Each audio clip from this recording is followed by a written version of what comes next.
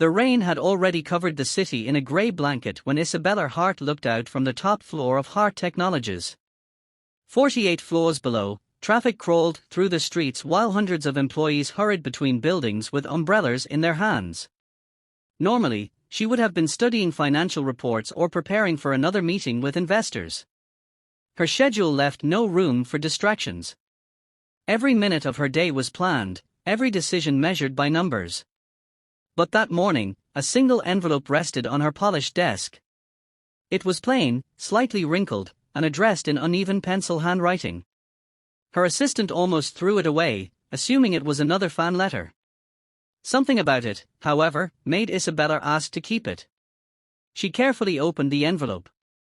Inside was one sheet of notebook paper decorated with tiny stars drawn in blue crayon. It read, "Dear Miss Hart, my name is Noah Brooks.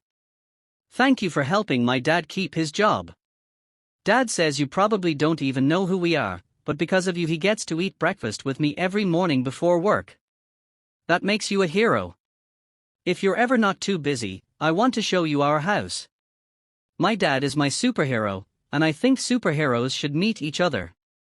At the bottom was a smiling stick figure wearing a cape beside another figure with long hair. Isabella smiled without realizing it. She couldn't remember the last time someone had thanked her for something that wasn't connected to money. She pressed the intercom. "Emma, can you bring me Ethan Brooks' employee file?" A few minutes later, the file arrived. She remembered the name. 6 months earlier, senior managers had recommended terminating Ethan's employment. According to them, he had requested too many schedule changes and declined overtime too often. They argued he wasn't fully committed to the company. Instead of approving the dismissal, Isabella had reviewed the case herself. She discovered something the reports failed to mention. Ethan was a single father raising his young son while also caring for his elderly mother. Every schedule request had been made so he could take Noah to school or attend medical appointments with his mother. His performance evaluations were excellent. He simply couldn't work endless overtime. Isabella had quietly approved a flexible schedule. She never expected to hear from him again. Yet here she was, holding a heartfelt letter from his son. For the rest of the morning, the words echoed in her mind. "My dad is my superhero." During a meeting about an international merger, she caught herself staring at the drawing instead of the presentation. Numbers filled the conference room screen, but all she could picture was a little boy proudly writing those words with a pencil. When the meeting ended, her executives immediately surrounded her with more questions. Should we approve the acquisition? What about next quarter's projections? She answered automatically, but her thoughts were elsewhere. Finally, she surprised everyone. "Cancel my afternoon appointments." The room fell silent. Her assistant blinked. "All of them?" "Yes. But you have dinner with investors. They can wait." No one argued. It was the first time in years Isabella had cleared half a day from her calendar. An hour later, her black luxury sedan left the downtown business district and headed toward the address written beneath Noah's letter. The city slowly changed. Glass skyscrapers disappeared. Luxury boutiques became family-owned grocery stores. Perfect sidewalks turned into cracked pavement. Children laughed while kicking an old soccer ball between parked cars. People waved to one another from front porches. It was a neighborhood untouched by wealth but rich with familiarity. Isabella watched quietly through the window. She suddenly realized she hadn't visited a place like this since childhood. Before becoming one of the world's youngest billionaires, she had grown up in a modest neighborhood herself. Her father had worked long shifts as an electrician, while her mother taught music lessons from their living room. Success had changed everything. Somewhere along the journey, those memories had become buried beneath board meetings, private jets, and billion-dollar contracts. The car eventually stopped in front of a small white house. The paint had faded under years of sunlight. Several fence boards had clearly been repaired using leftover pieces of wood. Old flower pots made from painted food cans lined the front porch, each overflowing with colorful flowers. Someone had cared enough to make ordinary things beautiful. Isabella noticed something else. Every repair had been done carefully. Nothing looked neglected. Everything reflected effort rather than money. Her driver stepped out to open the door. "Would you like me to come with you?" She shook her head. "I'll go alone." As she walked toward the porch, she heard laughter coming from inside. Not television laughter. Real laughter. The kind that echoed through a home. She hesitated before knocking. For a brief moment, the billionaire who negotiated billion-dollar deals felt strangely nervous. The door slowly opened. A little boy with bright eyes stared at her. His mouth dropped open. "You came." Before Isabella could introduce herself, Noah threw his arms around her waist in the biggest hug she had received in years. She froze. Nobody hugged CEOs. People shook their hands. They praised them. They feared them. But this child simply hugged her because he was happy. Inside the house, someone hurried toward the entrance. Ethan Brooks appeared wearing faded jeans, an old t-shirt, and a flower-covered apron. The moment he recognized Isabella, his expression filled with disbelief. "Miss Hart." He looked around the room in embarrassment. "I'm so sorry. I wasn't expecting." He glanced at the sink. At the old furniture. At the shoes near the door. "I would have cleaned more." Isabella smiled softly when Isabella whispered that the little boy had reminded her of something she had forgotten. The room fell silent. Ethan looked confused. He had spent the last 10 minutes apologizing for the worn furniture, the patched curtains, and the old wooden floor that creaked with every step. He assumed the billionaire must be uncomfortable. Instead, Isabella slowly wiped away her tears and smiled. "I visited mansions worth $50 million, she said softly. But I've never walked into a home that felt this rich." Ethan lowered his eyes. "I'm afraid I don't understand." "You will," she replied. The little boy tugged at Isabella's sleeve. "Can I show you the backyard? Dad says it's our little farm." She laughed through her tears. "I'd love that." Their backyard was no bigger than a parking space, yet every inch had been used wisely. Tomatoes climbed homemade wooden stakes. Herbs grew in old coffee cans. Strawberries filled broken buckets painted with bright colors. A tiny vegetable patch stretched along the fence. "We grow as much food as we can," Ethan explained. "It helps us save money." And every Saturday, the boy added proudly, "Dad lets our neighbors take vegetables if they need them." Isabella looked around in amazement. "You give food away?" Ethan shrugged. "If someone is hungry and I have enough, why wouldn't I?" She didn't answer immediately.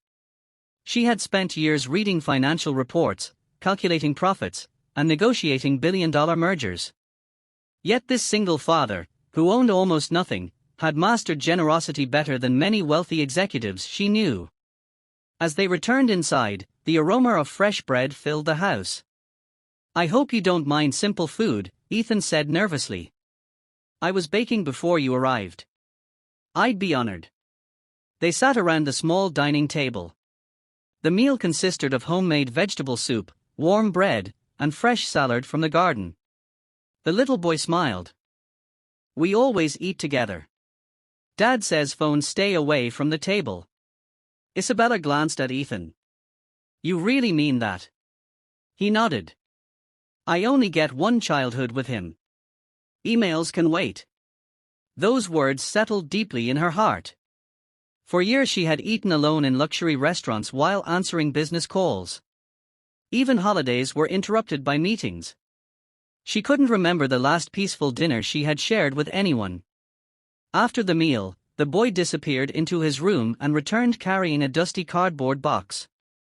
"I want you to see Dad's secret." Ethan's face turned pale. "Buddy. It's okay. She should know." The child opened the box. Inside were dozens of medals, certificates, and old photographs. Isabella picked up one picture. It showed a much younger Ethan wearing military rescue gear while carrying a child through floodwater. Another photo showed him receiving an award. "You never told anyone?" she asked. He smiled quietly. It was another life. He explained that years earlier he had worked as a rescue specialist, saving families during natural disasters.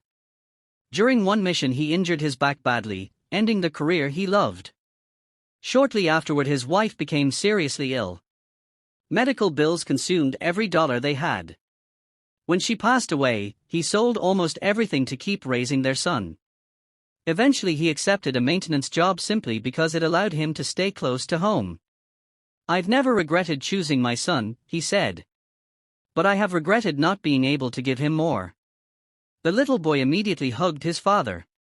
"You gave me everything." Isabella looked away, overwhelmed. She suddenly understood why every co-worker described Ethan as the employee who never complained, never argued, and always helped others. Pain had made him kinder instead of bitter. Before leaving, Isabella thanked them for welcoming her. Their boy handed her one final gift. It was a small drawing. It showed 3 people standing together outside the little white house. One was Ethan.